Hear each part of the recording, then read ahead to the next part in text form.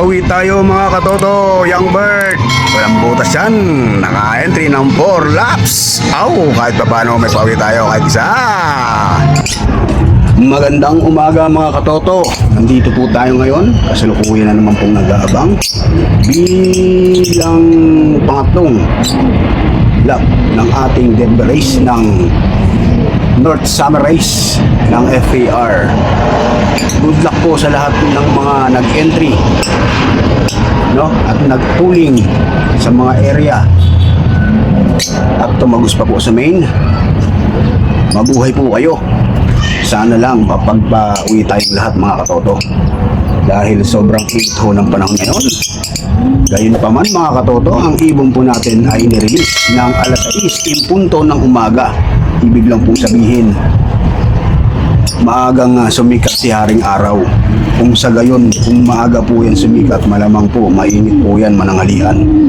Sana lang po hindi tumukod yung ating mga mandirigmang kalapate mga katoto, dahil ang hagis po ngayon na imbis na Isabela, dahil mayroon pong konting problema, no, sa lugar po ng Isabela, malamang lulundag, malamang tatalon po ng Cagayan yan mga katoto. Ang kalapati po natin ay nirelease sa lugar po ng Tugigaraw, Cagayan. Sabi ko na sa inyo.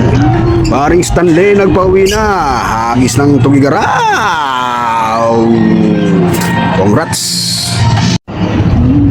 Bagamat tanghali na mga katoto, malapit na pong mag-cut off. Ako.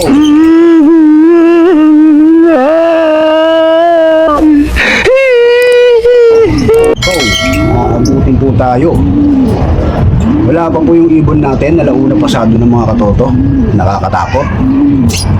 Mukhang mabubutasan tayo. Kahit lamang sana isang young bird makapag-clock po tayo, dahil may mga tayong re-entry na 5 at 4 laps mga katoto. Sana man lang may mag-survive, kahit dalawa, kahit na isa mga katoto. May pauwi tayo mga katoto, young bird. Walang butas yan. Naka-entry ng 4 laps. Aw, kahit pa paano may pauwi tayo kahit isa. Bagamat nakapagpaklak po tayo kahit na isang pirasong young bird, buzzer beater po mga katoto. Ang speed na lang po ng ibon natin ay 727. Tumagal pa kasi sa air.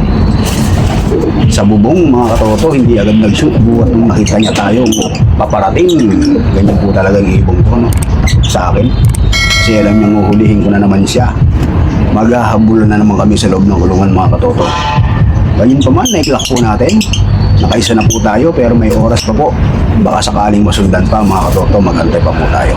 At yun na nga mga katoto, bagamat isa lang ang ating paklak, malungkot pa rin po tayo dahil wala pa po yung 3 ibon po natin. Pero malamang sa malamang mamayang hapon, madadagdagan pa po yan hanggang bukas po ng umaga mga katoto.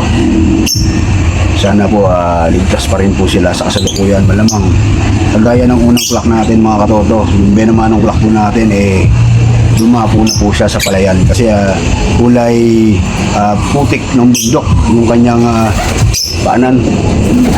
Pinapos na po talaga sa sobrang uhaw mga katoto. Kaya naman mga katoto, pansamantala po muna nating isasara ang ating kalapatips hanggang sa muli po nating kita mga katoto. Mabuhay po kayo hanggang gusto nyo mga toto.